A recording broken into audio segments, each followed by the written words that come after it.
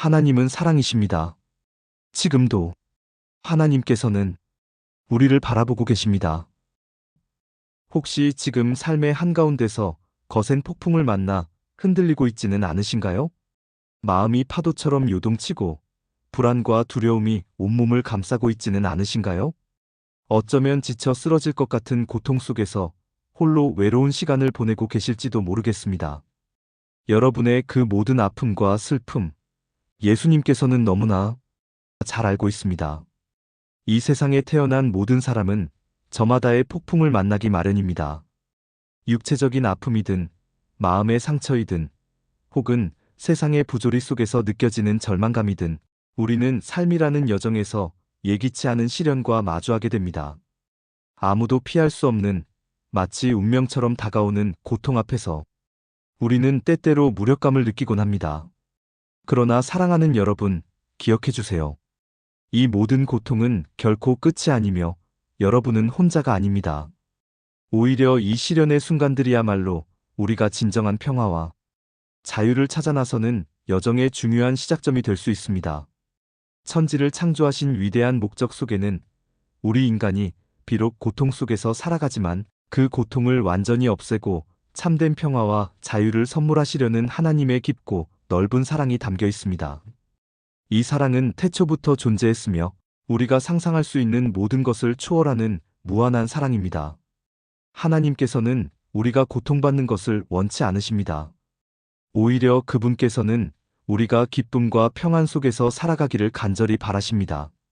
그리고 그 사랑을 완성하기 위해 이 땅에 오신 분이 바로 예수님이십니다.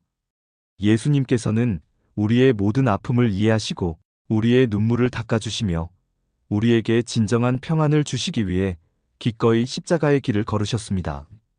그분께서는 단순히 우리의 죄를 대속하기 위해 오신 것이 아니라 우리의 삶 전체를 변화시키고 우리에게 영원한 소망을 주기 위해 오셨습니다. 성경 말씀 마가복음 4장을 보면 예수님께서 제자들과 함께 배를 타고 갈릴리 바다를 건너시던 중 갑자기 거센 광풍이 몰아쳤던 이야기가 나옵니다. 이 이야기는 단지 옛날의 사건이 아니라 오늘날 우리의 삶 속에서 실제로 일어나는 고통과 시련을 너무나 생생하게 보여주는 비유입니다. 파도가 너무 높아 배 안으로 물이 들어올 지경이었고 제자들은 죽음의 공포에 사로잡혀 있었습니다. 배는 뒤집힐 듯 흔들렸고 거친 파도는 마치 모든 것을 삼킬 듯이 덮쳐왔습니다. 희망이라고는 찾아볼 수 없는 절망적인 상황이었습니다. 그런데 놀랍게도 예수님께서는 그 모든 혼란 속에서도 고무를 베고 깊이 잠들어 계셨습니다. 폭풍우가 몰아치는 극한 상황 속에서 평온하게 주무시는 예수님의 모습은 제자들에게는 도저히 이해할 수 없는 것이었습니다. 어떻게 저런 상황에서 잠을 잘 수 있지? 두려움에 떨던 제자들은 황급히 예수님을 깨우며 절규했습니다. 선생님, 우리가 죽게 된 것을 돌보지 아니하시나이까? 그들의 목소리에는 원망과 절박함, 그리고 극도의 공포가 뒤섞여 있었습니다. 이 순간은 마치 우리의 삶과도 같습니다. 예상치 못한 폭풍이 몰아치고 모든 것이 흔들릴 때 우리는 절망하고 불안해하며 때로는 하나님께 왜 이런 고통을 주시냐고 원망하기도 합니다. 때로는 우리가 믿음이 없어서 이런 시련이 닥친 것이 아닌가 자책하기도 합니다. 하지만 예수님께서는 그들의 두려움을 아셨지만 먼저 당신의 평안을 보이셨습니다. 잠에서 깨어나신 예수님께서는 일어나서 바람을 꾸짖으시고 바다에게 엄숙하게 명령하셨습니다. 잠잠하라. 고요하라. 그러자 놀랍게도 그 순간 거센 바람은 멎고 파도는 잔잔해졌습니다. 마치 아무 일도 없었다는 듯이 바다는 고요해졌고 배는 다시 평화로운 물결 위를 미끄러지듯 나아갔습니다. 그리고 예수님께서는 제자들에게 이렇게 물으셨습니다. 어찌하여 이렇게 무서워하느냐? 너희에게 아직도 믿음이 없느냐? 이 질문은 단순히 제자들에게만 던져진 것이 아닙니다. 폭풍 같은 삶의 시련 속에서 흔들리는 우리에게도 예수님께서는 동일한 질문을 던지고 계십니다. 너희는 왜 두려워하느냐? 너희는 왜 믿음이 없느냐?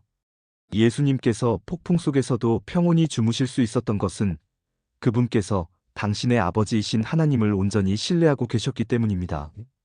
모든 것을 다스리시는 하나님의 주권을 믿었기에 그 어떤 상황 속에서도 흔들리지 않는 평안을 누리셨던 것입니다. 이 평안은 세상이 줄 수 있는 조건적인 평안이 아니라 오직 하나님과의 깊은 관계 속에서만 얻을 수 있는 참된 평안입니다. 사랑하는 여러분, 우리도 예수님처럼 하나님을 온전히 신뢰할 수 있습니다. 아무리 거센 폭풍이 우리 삶을 흔들어도 그 폭풍 위에 계신 하나님의 손길을 믿을 때 우리는 흔들리지 않는 평안을 찾을 수 있습니다. 폭풍 속에서 두려워하는 대신 오직 예수님을 바라보세요.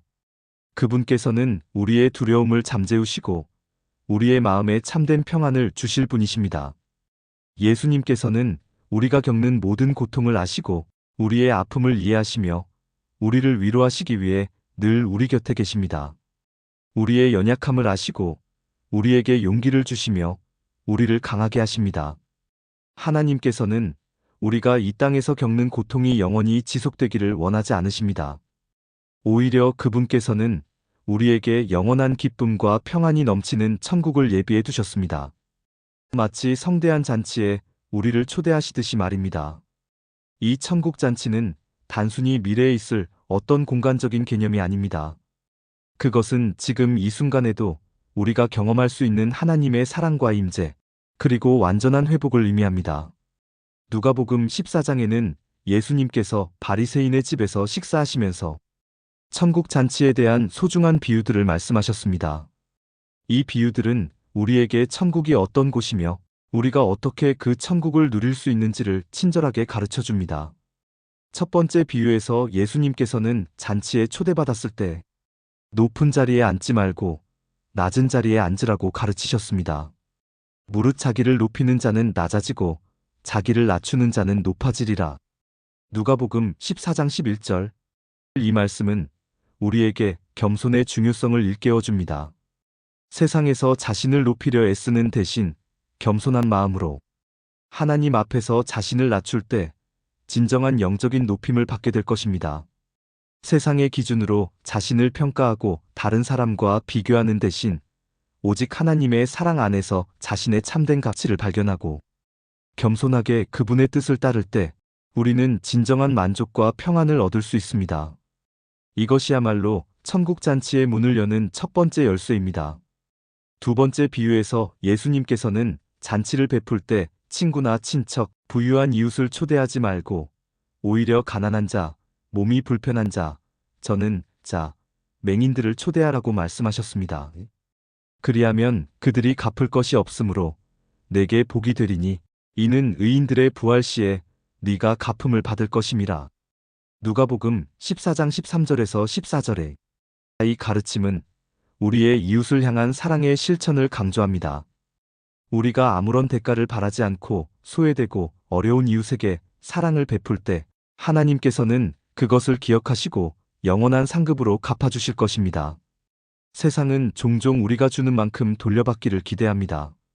하지만 하나님의 나라는 다릅니다. 하나님께서는 우리가 베푸는 사랑의 행위를 통해 우리의 마음이 넓어지고 우리의 영혼이 풍요로워지는 것을 원하십니다. 진정한 사랑은 계산하지 않고 대가를 바라지 않으며 오직 주는 기쁨을 누리는 것입니다. 이웃을 향한 우리의 사랑이 바로 천국 잔치를 더욱 풍성하게 만드는 재료가 됩니다. 마지막 세 번째 비유는 한 사람이 성대한 잔치를 베풀고 많은 사람을 초청했지만 초청받은 사람들이 저마다 핑계를 대며 잔치에 오지 않았던 이야기입니다. 어떤 사람은 밭을 샀으니 가봐야 한다고 했고 어떤 사람은 소 5겨리를 샀으니 시험해봐야 한다고 했으며 또 어떤 사람은 장가들었으니 갈 수 없다고 했습니다. 이 비유는 하나님 나라의 귀한 초대를 거절하는 사람들의 모습을 보여줍니다.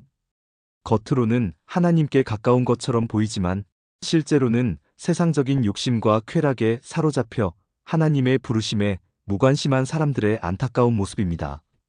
그들은 눈앞의 이익과 잠시 스쳐 지나갈 쾌락에 사로잡혀 영원한 기쁨과 평안을 놓치고 말았습니다.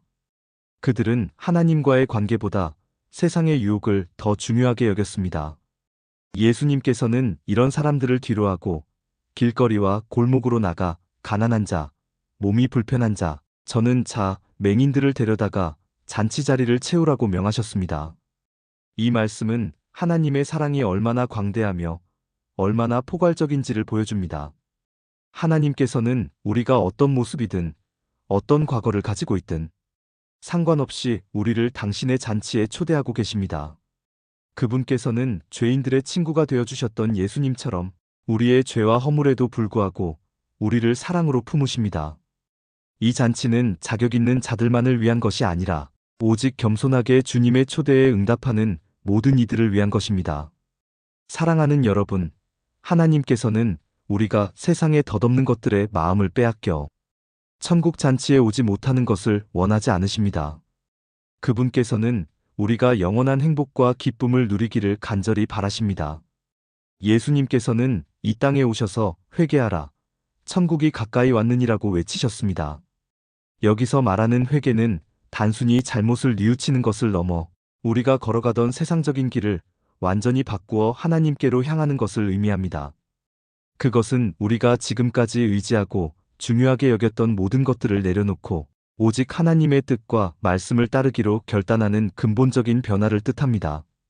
세상의 힘과 가치를 쫓던 잘못된 방향을 버리고 하나님의 피조물로서 우리의 참된 자리로 돌아가는 것입니다.